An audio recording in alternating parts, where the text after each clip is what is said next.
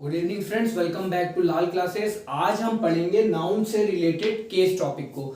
ठीक है, इसको हम कवर करेंगे दो लेक्चर्स में। पहले लेक्चर्स में दो टॉपिक पढ़ेंगे, मतलब कि टॉपिक के अंदर दो सब हेडिंग जो होंगी वो पढ़ेंगे, और अगले वीडियो में हम उसके दो सब हेडिंग पढ़ेंगे। तो जो आज हम पढ़ेंगे वो हम पढ़ेंगे नॉमिनेटिव केस और ऑब्जेक्टिव केस। ये बहुत ही आसान है, बहुत ही जल्दी आपको ये चीज समझ में आ जाएगी। तो इसको समझने से पहले हम दो एग्जांपल लेंगे जो कि मैंने लिख रखा है, और उससे ही हम पूरा ऑब्जेक्टिव केस और नॉमिनेटिव केस क्लियर कर देंगे बिल्कुल। तो एग्जांपल जो दे रखा है, सेंटेंस जो दे रखा है वो पहला है, जॉन थ्रू अ स्टोन। अब जॉन ने स्टोन फेंका। ठीक है, तो अब अगर हम इसको जब एनालिसिस करेंगे तो मैं आपको पहले ही बता चुका हूं, जॉन हमारा सब्जेक्ट है और उसके बाद थ्रू से जो हमारा लास्ट तक है, वर्ब से स्टार्ट हुआ प्रीडिकेट स्टोन तक गया है, और थ्रू हमारा ट्रांजिटिव वर्ब है, इसी वजह से ये अपना ऑब्जेक्ट लेके आया है जो कि है आ स्टोन। अगर यहां पर कोई इंट्रांजिटिव वर्ब होती तो बात यहीं खत्म हो गई होती, मगर ये ट्रांजिटिव वर्ब है, इसी वजह से अपना ऑब्जेक्ट लेके आया, फिर बात खत्म हुई है। तो हमने ये समझा कि इसमें जॉन थ्रू अ स्टोन जो है हमारा जॉन सब्जेक्ट है और थ्रू अ स्टोन हमारा प्रीडिकेट है। अब हम चलिए नॉमिनेटिव केस भी पढ़ते हुए चलते हैं, फिर उसके बाद हम सेकंड सेंटेंस को भी समझेंगे। तो हमारा जो लिखा हुआ है नॉमिनेटिव केसेस में, वो लिखा है व्हेन अ नाउन और pronoun is used as the object of a verb. जब कोई नाउन और प्रोनाउन यूज होगी सब्जेक्ट की पोजीशन पे, ठीक है, जब कोई नाउन और प्रोनाउन यूज होगी सब्जेक्ट की पोजीशन पे, उसको हम कहेंगे नॉमिनेटिव केस। और मैं आपको बता चुका हूं, जब भी सेंटेंस स्टार्ट होता है तो सबसे पहले सब्जेक्ट ही आता है, उसके बाद उसकी बात कहने के लिए, उसकी जो इंफॉर्मेशन है बताने के लिए, वो क्या कौन आता है, प्रीडिकेट बताता है, जो एडिशनल इंफॉर्मेशन उसके बारे में बताता है। ओके, तो सब्जेक्ट जो होता है हमारा सेंटेंस में स्टार्टिंग में ही आता है। तो अब इससे हमने देखा कि जो जॉन है वो हमारा सब्जेक्ट हुआ, और यहां पर वही चीज लिखी है कि जो नाउन और प्रोनाउन सब्जेक्ट की पोजीशन पे है उसे ही हम नॉमिनेटिव केस कहते हैं। तो जॉन हमारा हो गया नॉमिनेटिव केस। ठीक है, नॉमिनेटिव केस क्या हो फर्स्ट सेंटेंस का, जॉन। अब सेकंड समझ लेते हैं, the horse kicked the boy. अब इसमें देखते हैं कि नॉमिनेटिव केस क्या होगा। तो मैंने आपको कहा कि जब जब भी सेंटेंस स्टार्ट होगा तो उसमें सब्जेक्ट आएगा एक, उसके बाद वर्ब स्टार्ट होगी, जो प्रीडिकेट जहां से स्टार्ट होती है। तो जो हमारा द हॉर्स है वो हमारा सब्जेक्ट हो गया। उसके बाद किक्ड द बॉय जो हमारा है, ये जो किक्ड द बॉय लिखा हुआ है, ये हमारा क्या होगा, प्रीडिकेट हो गया। और सब्जेक्ट की पोजीशन पे जो नाउन आई हुई द हॉर्स, उसी को हम लोग नॉमिनेटिव केस कहते हैं। तो हमने ये समझ लिया पहले सेंटेंस में भी और दूसरे सेंटेंस में भी कि जॉन पहले सेंटेंस में हमारा नॉमिनेटिव केस है और दूसरे सेंटेंस में द हॉर्स हमारा नॉमिनेटिव केस है। ओके, अब देखते हैं हम लोग ऑब्जेक्टिव केस क्या होता है।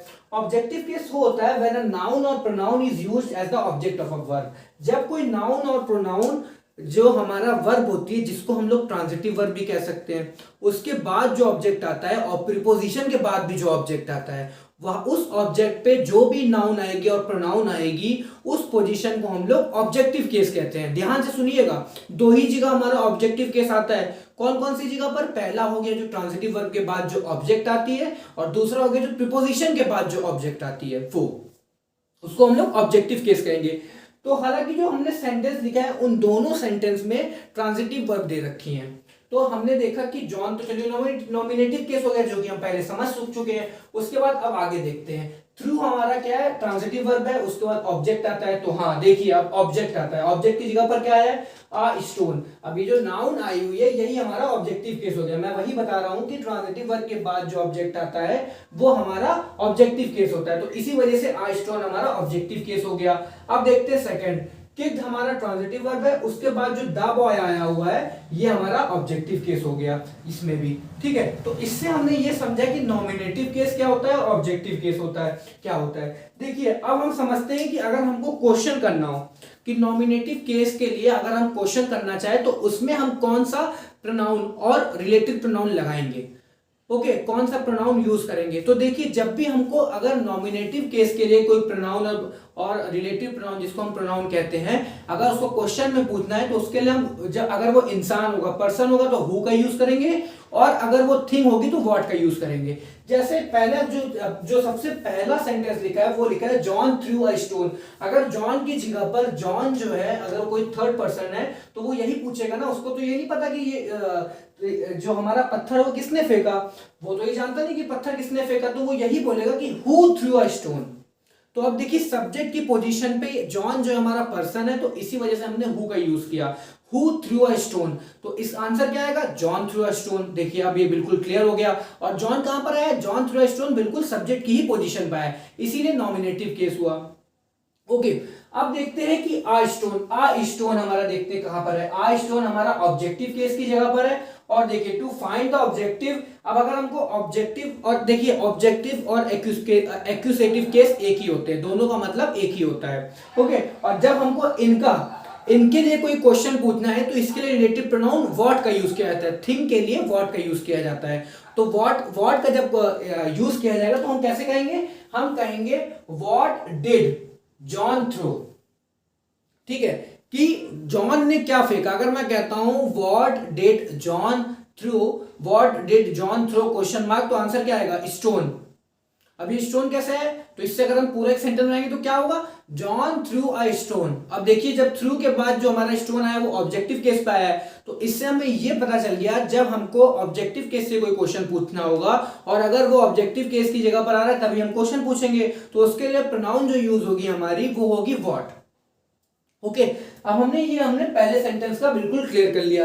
चलिए दूसरे सेंटेंस समझते हैं, द हॉर्स। अब देखिए आपको सिर्फ सब्जेक्ट पे ध्यान देना है, अगर द हॉर्स नहीं दे रखा तो आप क्या यूज करते, तो अब देखिए द हॉर्स हमारा है किक द बॉय, तो आप कहेंगे हु किक्ड द बॉय, तो आंसर आपका क्या आएगा, हॉर्स किक द बॉय, है ना, यही तो आंसर आएगा। तो यहां पर देखिए जब मैंने हु यूज किया, क्यों हु यूज किया, इसलिए किया क्योंकि जो द हॉर्स है वो नॉमिनेटिव केस है, वो सब्जेक्ट की पोजीशन में है, और सब्जेक्ट की पोजीशन में नॉमिनेटिव केस होता है और ऑब्जेक्ट की पोजीशन में ऑब्जेक्टिव केस होता है। तो नॉमिनेटिव केस जो हमारा होता है वो सब्जेक्ट की पोजीशन पे होता है, उसके लिए अगर हमको क्वेश्चन बनाना है और वहां पर कोई प्रोनाउन लानी है तो उसके लिए हम यूज करेंगे हु, जैसे कि हमने पहले वाले सेंटेंस में किया था। और यही चीज अगर हमको यूज करनी है किसके साथ, जो किक्ड हमारा आया हुआ है ट्रांजिटिव वर्ब उसके ऑब्जेक्ट के साथ। अब हमको थर्ड पर्सन को ऑब्जेक्ट नहीं पता, सब्जेक्ट पता है कि हॉर्स ने मारा, अब वो ये नहीं जानता किसने मारा, तो अब देखिए आप यहां पर व्हाट का यूज तो कर नहीं सकते, क्यों, क्योंकि व्हाट तब यूज करते हैं जब कोई चीज हो। तो क्या द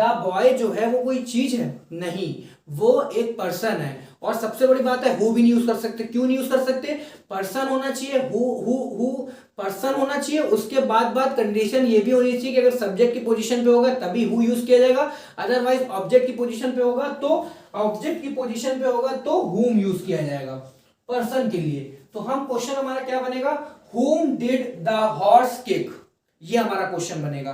तो अब आंसर क्या आएगा, जब हम क्वेश्चन बोलेंगे हुम डिड द हॉर्स किक, तो आंसर आएगा the horse kicked the boy.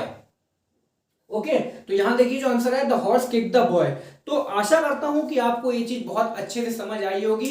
कोई भी इससे रिलेटेड डाउट होता है तो प्लीज कमेंट करिए ताकि आगे आने वाले वीडियो में मैं उसे क्लियर कर सकूं। Thank you so much.